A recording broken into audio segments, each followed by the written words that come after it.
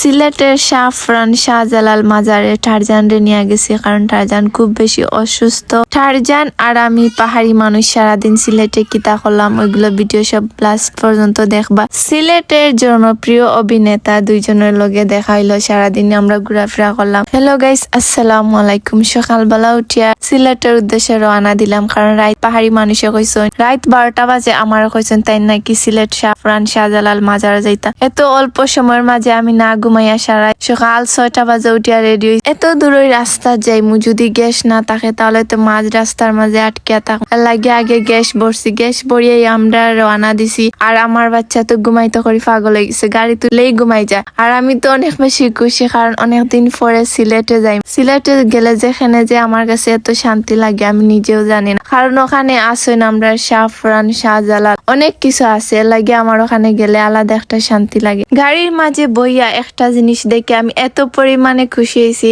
যারা বিয়ানীবাজার, যারা মৌলভীবাজার তখন কমলগঞ্জ তখন তারা তো আরো বেশি খুশি হইবা, কারণ 2 দিন পরে বিয়ানীবাজার বাস না, সিএনজি না, কোনো কিছু না, ট্রেনে যেতাম পারবো। আমার তো অনেক বেশি আনন্দ লাগে, কারণ আমি 2 দিন পরে পরে বিয়ানীবাজার যাই, আমার যাইতে অনেক বেশি কষ্ট। আর যদি ট্রেন থাকে, আমি যদি বানুগাছ বাজার তাকে উঠি তাহলে ডাইরেক্ট বিয়ানীবাজার গিয়ে নামবো, কোনো কষ্ট নাই। আর গাইস, এত সুন্দর মসজিদটা দেখে আমি ওখানে বাড়িছি। একটা মসজিদ হয়েছে আমরা বিয়ানীবাজারের মসজিদ। তারপরে গাইস আমি বিয়ানীবাজার গেছি বাড়ির মাঝে, কারণ এত সকাল আমি ওখান থেকে বার হইছি, খাইছি না, এত বেশি খিদা লাগছে। বাড়িতে গেছি সবাই না জানাইয়া, গিয়াই সবাই অবাক হয়ে গেছে আমার দেখে। আমি না জানাইয়া গেছি, কারণ এত বেশি খিদা লাগছে পাহাড়ি মানুষের যে না গিয়া পারছি না। ওখানে গিয়ে আমরা খাওয়া দাওয়া করলাম, চা খাইলাম। সকাল 6টা বাজে উঠি আর রান্নার সময় পাইছি না, চা খাওয়ার সময় পাইছি না। বিয়ানীবাজার গিয়া চা খাইলাম, ভাত খাইলাম। তারপরে আমার বাচ্চারা নিয়ে একটু খেলাধুলা করলাম সবাই খড়িয়া। গাইস আবার আমি সিলেটের উদ্দেশ্যে রওনা দিলাম। মাত্র 2 দিন হয়েছে আমি বানুগাছ আইছি, আইয়া আবার আমি বিয়ানীবাজার গেলাম। গিয়ে এত তাড়াতাড়ি খেনে আমি আবার গেলাম বিয়ানীবাজার। একটা কারণ আছে গাইস,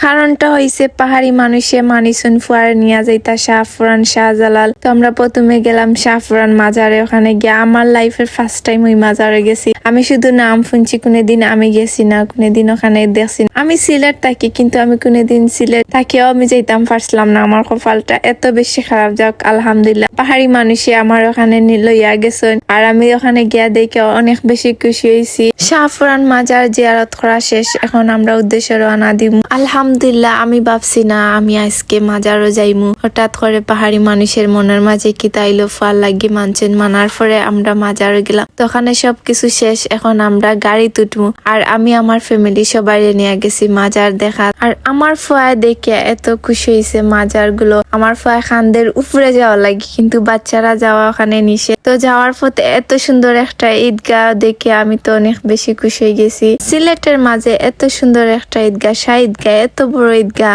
আমি প্রথমবারের মতন দেখলাম। এত সুন্দর দেখতে দেখতে আমরা আইছি। আলহামদুলিল্লাহ, আমরা শাহজালাল মাজারও আইছি। মাজারও আওয়ার পরে একটা আলাদা একটা শান্তি, আলাদা একটা শান্তি লাগে, আলাদা একটা বাতাস লাগে। আমার মন চায় প্রতিদিন ওখানে যাইতে, কিন্তু এত দূরই ওখানে যাইতাম পারি না। আর ওখানে দেখো গাইস, আমি যারা নাটক দেখতাম ছোট থাকতে, সবার মোবাইলও দেখতাম তারা নাটক, কিন্তু তারা আজকে আমার চোখের সামনে, তারা লগে দেখা করিয়া আমার অনেক বেশি ভাল লাগছে। তারা নাটক আমি আগে সব সময় দেখতাম, আমি ভাবছি না তারা লগে আমার দেখাইব। দেখা হওয়ার পরে এত বেশি ভাল লাগছে। তারা এত মিশুক, তারা নাটকও যেরকম, তারা নাটক দেখা যেরকম আসে মানুষের তারা যেরকম আশায়, বাস্তবে তারা আরো বেশি আশায়। আমি এত পরিমাণে ওখানে গিয়ে আসতে আসতে বিশ্বাস করো, তারার মাত ফুনিয়া, তারার মাত গুলো এত সুন্দর, এত সুন্দর। তাই নোর আব্বার মাত এত সুন্দর। আমি মনে করি 2 ঘন্টা তারার বাসাতে আসলাম, 2 ঘন্টাই শুধু আসিছি। তারপরে আমরা গেলাম ওখানে মাজারের উপরে। ওখানে গিয়া দেখি পাহাড়ি মানুষের এত কিউট একটা ফ্রেন্ড দেখে তো আমি অনেক বেশি অবাক হয়ে গেছি। ওখানে যাওয়ার পরে শুনছি নাকি সবাই কয় ওখানে নাকি সোনার কই মাছ থাকে, কিন্তু গাইস আমি একদিন দেখছি সোনালি কালার একটা মাছ। জানি না আপনারা দেখছো কিনা না, সবাই কমেন্ট করিও। যখন আমি পাহাড়ি মানুষের লগে আরেকবার গেছিলাম তখন আমি মাছটা দেখতাম পারছি, আর এবার গিয়ে দেখতাম পারছি না। ওখানে যাওয়ার পরে গাইস আমি আমার নিজরে আগলে রাখতাম পারছি না। আমি বাতাস নিতাম, ওখানে আলাদা একটা বাতাস, ঠান্ডা বাতাস। মানে এই বাতাস আমি সব খানো পাই না, ওখানে যাওয়ার পরে আমার কাছে মনে হয় ওই বাতাসটা আমি পাই। আমি আমার ফুয়ার খুশি দেখে আমি অনেক বেশি খুশি, কারণ আমার ফুয়া ওখানে যাওয়ার পরে বিশ্বাস করো